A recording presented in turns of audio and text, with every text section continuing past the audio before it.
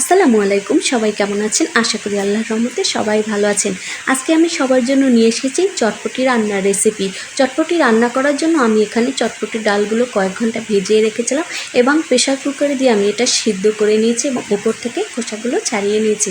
এখন আমি আদা রসুন বাটা দিয়ে মাংসগুলোকে একটু কষিয়ে নিচ্ছি এবং সিদ্ধ করে নেব। আমি এখানে মুরগির মাংস নিয়েছি এবং নিচ্ছি ভাজা মরিচ গুঁড়ো এবং নিচ্ছি চটপটি মশলা গুঁড়ো প্যাকেট। আমি এখন চটপটির গুঁড়ো মশলাগুলো দিয়ে দিচ্ছি। এখন নিচ্ছি স্বাদে ম্যাজিক মশলা এবং আমি এখানে তেঁতুল নিচ্ছি। তেঁতুলগুলো আমি কিছুক্ষণ ভিজিয়ে রাখবো এবং চটপটি রান্নার শেষ অবস্থায় আমি তেঁতুলগুলো দিয়ে দেব। আমার এটা প্রায় শেষ অবস্থায়, আমি এখন তেঁতুলগুলো দিয়ে দেব এবং হয়ে গেছে আমার চটপটি রান্না এবং এখন চুলা থেকে নামিয়ে নিলাম।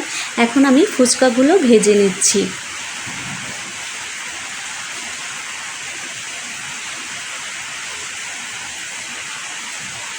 ঝামেলা ছাড়াই সহজ উপায়ে আমি এখানে ফুচকা প্যাকেট নিয়েছিলাম, সেগুলো ভেজে নিয়েছি এবং শসা কুচি কেটে নিয়েছি।